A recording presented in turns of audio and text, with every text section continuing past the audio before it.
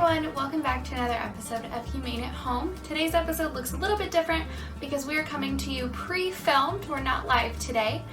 Today is the day after Thanksgiving, so I hope you all had a great holiday, even if it looked a little bit different this year.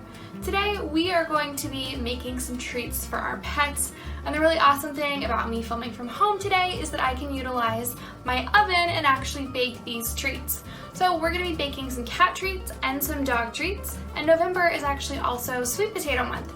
So both of these treats are going to feature sweet potato as the main ingredient. Now we're going to go ahead and get started with our dog treats, and then we'll move on to our cat treats. For our dog treats, we're only going to be using 4 ingredients. The first is going to be some sort of flour. I'm using coconut flour here because it's gluten-free, so it's a little bit more allergen-friendly, but if you want to use regular flour, you absolutely can. I've also got some vegetable oil and some eggs. And the last ingredient that we're going to need is, of course, our sweet potatoes. And this recipe calls for mashed sweet potatoes, so you can absolutely cook up your sweet potatoes and mash them yourself. But if you're like me and you want something that's going to save a little bit of time, you can buy pre-mashed sweet potatoes. I found these in the frozen food section at Trader Joe's. The one thing that you're going to want to make sure of, though, is that you check the ingredients on the back and make sure that they're safe and healthy for your animal. So we can see here that the only ingredient inside this bag is sweet potatoes. So we know that there's nothing harsh that's going to upset the dog's stomach. We're going to start off first by combining our wet ingredients. So that's going to include that mashed sweet potato. I just went ahead and followed the directions on the back of the bag for this. Really was just microwaving it, so it was super easy. We're going to take our sweet potato in here. We'll also add in our egg and our oil. So to go ahead and just combine these ingredients.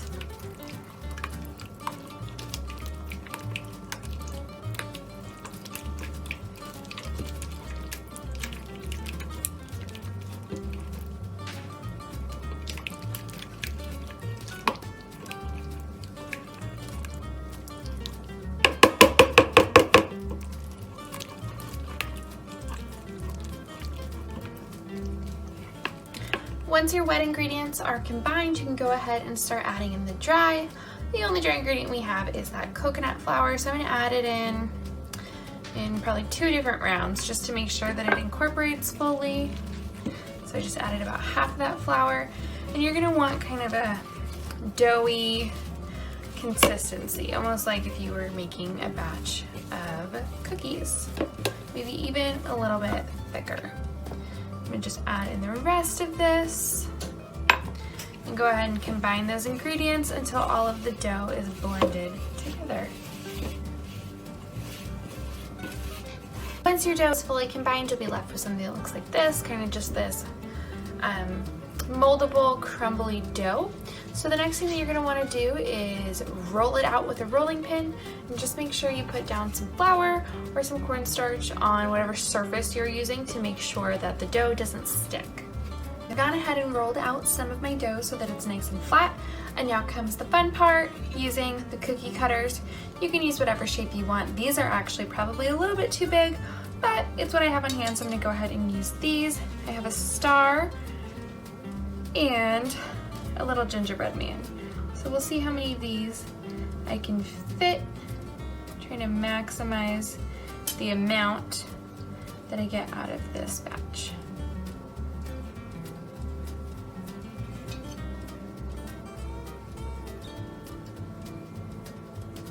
I think I'm going to be able to do 2 gingerbread men and 1 star.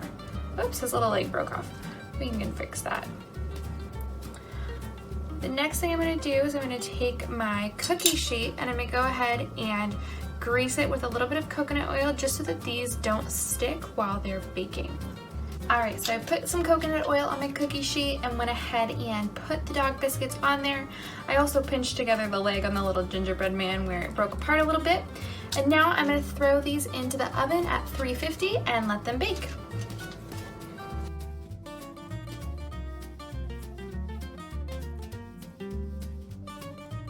For our cat treats, we're going to be using a lot of the same ingredients that we used for our dog treats. So So that coconut flour, some eggs, but we're also gonna be adding in the coconut oil, some tuna, and of course our sweet potatoes. Alright, so I'm gonna get started mixing my ingredients for the cat treats.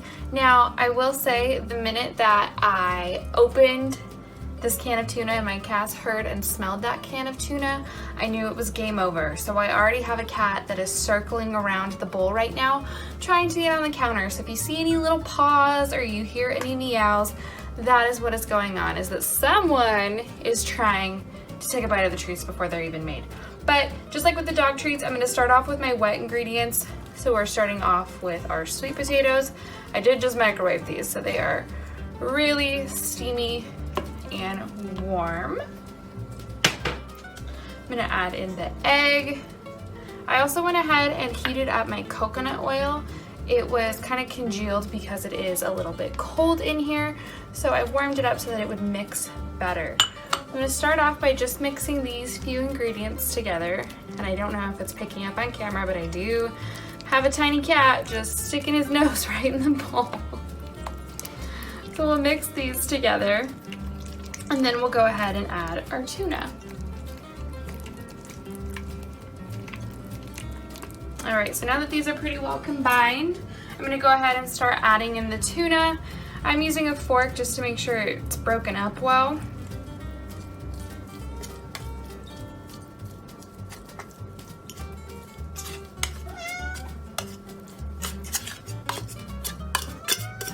Alrighty. I'm gonna go ahead and stir that into our sweet potato mixture.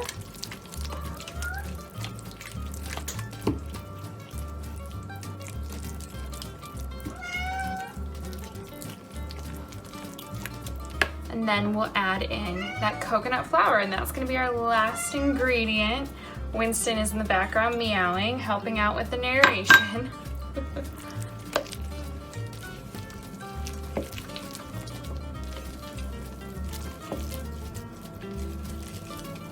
All right, this is looking a little bit too mushy of a consistency for me, so I'm gonna just go ahead and add a little bit more coconut flour, give it a stir, and then we will go ahead and get these in the oven. All right, so I've just mixed in a little bit more coconut flour into my batter, and now it's more of that cookie dough consistency. I also went ahead and put some coconut oil on this piece of tin foil, which we will throw on a baking sheet in just a few minutes.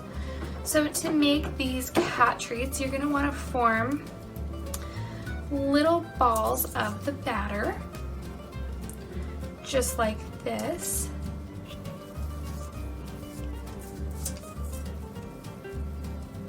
And then you're gonna take a fork and kind of press them down and score the top, similar to the way that you might make a peanut butter cookie if you've ever made those.